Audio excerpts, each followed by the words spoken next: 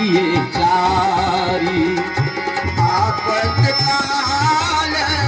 परखिए चारी, आपतकाल परखिए चारी। मित्र अरुणारी आपत्काल परीक्षिए चारी। धैर्य आपके पास कितना है, विपत्ति आती है उसमें परीक्षा होती है। कितने धैर्य से आप काम ले सकते हैं। धर्म आपकी रक्षा कवच की तरह करता है। प्रेमी सज्जनों, संकट आ जाए तो आपने कितना सत्कर्म किया है, कितना धर्म किया है, वह कवच की तरह अभेद्य रूप में आपकी रक्षा करता है। धीरज धर्म सच्चे मित्र केवल और केवल विपत्ति में दिखाई देते हैं। वैसे तो बहुत मित्र होते हैं, लेकिन संकट पड़ता है तो विपत्ति कसौटी जिस सहे तेई सांचे मीत।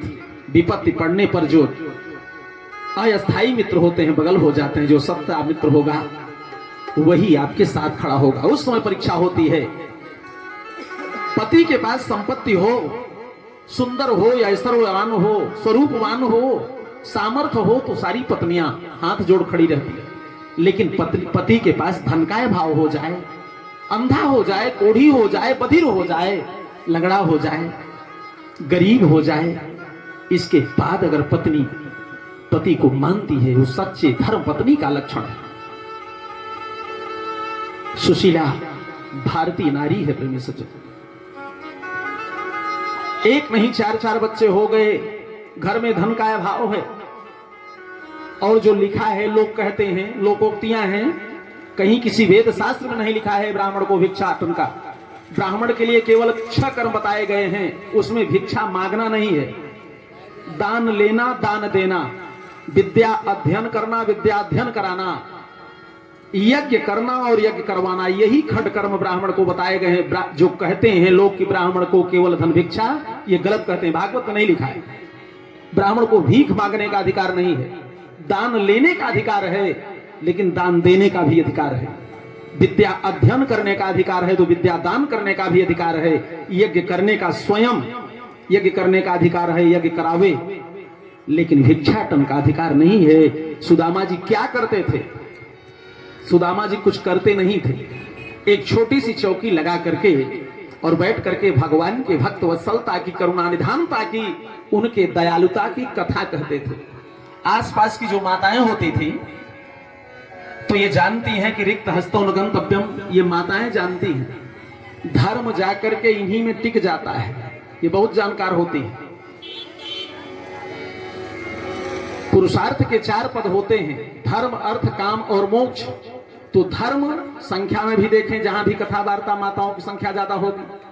हमको आपको भूल हो जाएगी कि एकादशी कब है, प्रदोष कब है, लेकिन इनको याद रहता है 15 दिन पहले से फला तारीख को प्रदोष है, एकादशी कब है, इनको पता रहेगा। हम लोग भूल जाएंगे। पता चला कभी एक दिन बची एकादशी हम लोग व्रत रहते हैं, भूल जाते हैं, लेकिन घर के औरतों को पता रहता है कि फला दिन को एकादशी है। तो धर्म इनके पास रहता है, अर्थ आपके पास होता है, इसके बाद काम इनके पास होता है, मोक्ष आपके पास होता है। इसलिए दूल्हा दुल्हन कहा जाता है। 2 पद आपके पास, 2 पद आपके पास। तो सुदामा जी महाराज के यहाँ की व्यवस्था क्या थी, ये माताएं जानती हैं। कहीं कथा में जाएं तो कुछ न कुछ लेकर के जाना चाहिए। तो माताएं क्या करती थी, कुछ न कुछ चावल, गेहूं, आटा लेकर के जाती थी बेचारी लोग। अच्छा, जब कुछ लेकर के आ जाएं तब तो कुछ बन जाता था। और कभी केवल पुष्प ही लेकर के आ जाएं, कभी फल लेकर के आ जाएं, तो 2-2 दिन 3-3 दिन तक घर में उपवास पड़ता। परिणाम क्या होता कि जब घर में भोजन न होता, अन्न न होता, तो सुदामा के बच्चे भूख से व्याकुल होते, कहते मैया मुझे भूख लगी है। तो सुदामा की पत्नी सुशीला क्या कहती, बेटा आज एकादशी है, आज भोजन नहीं बनता, बेटा पानी पी करके सो जाओ। बच्चे एकादशी मान करके सो जाते। दूसरा दिन होता, माँ आज तो भोजन मिलेगा। हाँ बेटा मिलेगा, लेकिन शाम तक। दूसरा दिन शाम हो जाता, घर में तो अन्न नहीं है, मैया भोजन भूख लगी है। एक बटलोई चढ़ाती और चढ़ा करके उसमें करछुल डाल करके चलाती रहती। बच्चों को कह देती, बेटा पानी पी करके लेट जाओ, जब ये खिचड़ी तैयार हो जाएगी तो तुमको जगा करके खिला दूंगी। 2 दिन व्यतीत हो गए, तीसरा दिन आ गया, घर में अन्न नहीं। 2 दिन 3 दिवस तक घर में अन्न नहीं। उस संकट में सुशीला और सुदामा क्या करते? सुदामा जी महाराज बैठ करके एक चौकी लगा करके भगवान की मधुरमयी लीला कथा सुनाते कि हमारे भगवान कैसे करुणा निदान हैं, कैसे भक्तवत्सल हैं। और सुशीला क्या करती? सुशीला की स्थिति क्या थी? सुशीला के पास केवल एक वस्त्र था प्रेमी सज्जनों, एक धोती, जिसको क्या करती थी? स्नान करती थी तो आधी धोती उसको भिगो करके सुखा देती और फिर स्नान करती। स्नान करने के बाद वो आधी धोती पहन करके आधी सुखाती, इसके बाद तब उसके शरीर पर धोती होती थी। ये स्थितियां, इसके बाद भी प्रेम से बैठ करके भगवान की कथा को सुनती। आज की माताएं हो, घर में अन्न धन न हो, पति के पास पैसा न हो, कमाई न हो, और पति बैठ करके कथा सुनाने की व्यवस्था सोच ले तो पत्नी सीधे नाराज हो जाएगी कि जब कमाई नहीं करना था, न तो आपके पास खाने का है, न तो पहनने के लिए वस्त्र है, तो विवाह करके लाया क्यों? लेकिन द्वापर युग की देवी है, सुशीला है प्रेमी सज्जनों।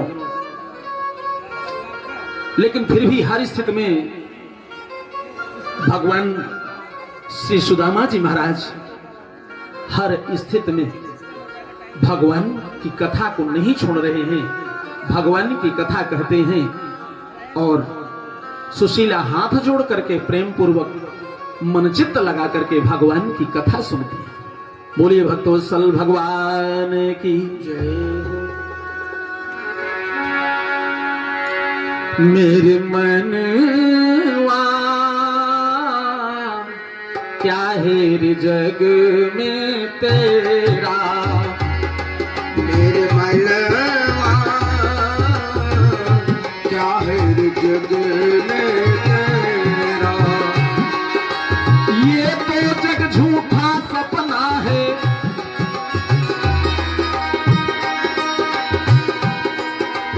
ये तो जग झूठा सपना है, कुछ तेरा न मेरा पापी मनवा